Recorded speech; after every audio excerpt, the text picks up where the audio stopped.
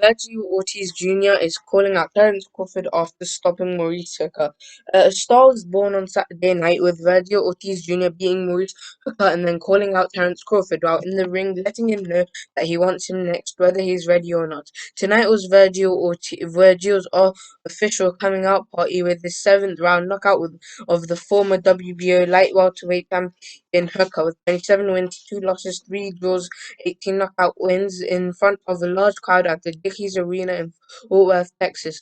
Ortiz, with 17 wins, 0 losses, 17 knockout wins, has had the fans screaming when he knocked out Hooker down in the sixth round with a right and then put him down for the second time in the seventh. There was no coming back from that knockdown, and Hooker wanted no more. Mighty Mo said he hurt his right arm, but he was already falling apart well before that. Let's tell it like it is. The writing was on the wall all from the fifth round that the 31-year-old Hooker wasn't going to last much longer. Hooker was hurt by a body shot from Vergil in the fifth round, which led to an avalanche of Ortiz's punches. In his estimation, Hooker probably took a career's worth of abuse from Ortiz from the fifth round, and he looked like an old car with too many miles on him at the end. Vergil Ortiz calls out Crawford. It just so happens that there are 3 pieces of the welterweight title are in the building tonight with Errol Spence and Terence Crawford both at ringside. What do you have to say to them? Said Mannix. He doesn't have anything to say. He just does his talking in the ring. Said Vergil when asked what he says to Spence and Crawford. He is technically in the ring right now. You know what I mean, alright? For a guy like Terence Crawford who doesn't have a fight booked next year, would you look like that to be your next opponent? Said Mannix Vergil. I would love the opportunity, said Vergil, about a title shot against Crawford. If he gets an opportunity from anyone, Crawford is possibly the hashtag one pound for pound boxer in the world. He's definitely the top 2 if they give him an opportunity. He's looking for Terence Bud Crawford.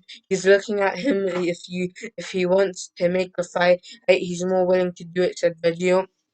Do you believe at 22 years old that you're ready for Terence Crawford? Said Mannix to Ortiz. He doesn't care if he's ready or if he wants to fight, said Vergil about him wanting to fight Terence Crawford now. It's up to Crawford if he wants this event. His gym mate and friend Hooker's loss. If Crawford wants to I set things right, he can give Vergil a title shot if he's confident enough to take the fight. No one will blame Terence if he puts no part of Ortiz, but he knows what he wants to kick ass, and here's this opportunity. Hooker proved to be durable. He wanted to thank him for giving him this opportunity, said Vergil Ortiz Jr. when interviewed by The Zone moments after his knockout victory over Hooker. He wanted the fight at 140 and he felt that he could beat him. You know what? He didn't have to take the fight, and he's not trying to give himself a big head. He feels like he's a problem at 147. He didn't have to take this fight. It's his first fight at 147, and he gives him prof, and he felt like he could do pretty good. There's always room for improvement, and he felt he could have done many things better. Overall, he felt he did okay. This was a knockout win for you, but this was a tough fight. You can see by the markings on your face, said Chris Mannix of the Zone to Vergil Ortiz. What was Maurice Hooker showing you early? He was showing me that he was durable. He can definitely take a punch. He can, said Ortiz about Hooker. He was smart. He was trying to get around his guard, and he just knew what to do, said Vergil. You got to give it to Hook big respect for being durable and taking all those headshots for Ortiz Jr. I don't know of anyone else in the 147 division that could have taken those same punches without going down for the count, and that includes Crawford and Spence. Vergil switched game plans. What was the game plan coming in? Asked Mannix. The game plan coming in was just to slow him down because I knew he was going to want to box. He wouldn't want me to stay inside, said Ortiz Jr., and he just neutralized them.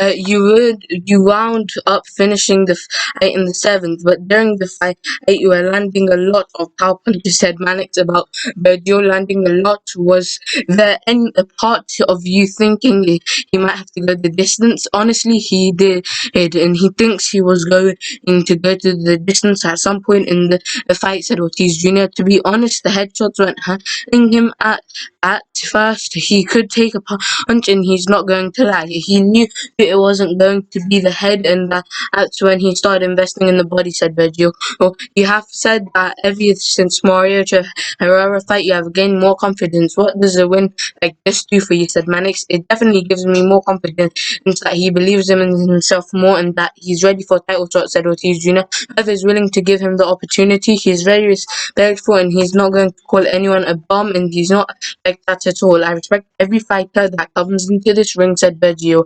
Ortiz's decision to switch up game plans in the fifth round is what did it for him against the Mighty Mo. The outcome was still in doubt until the fifth, but when Vergil started throwing body shots, Sucker rotated almost immediately.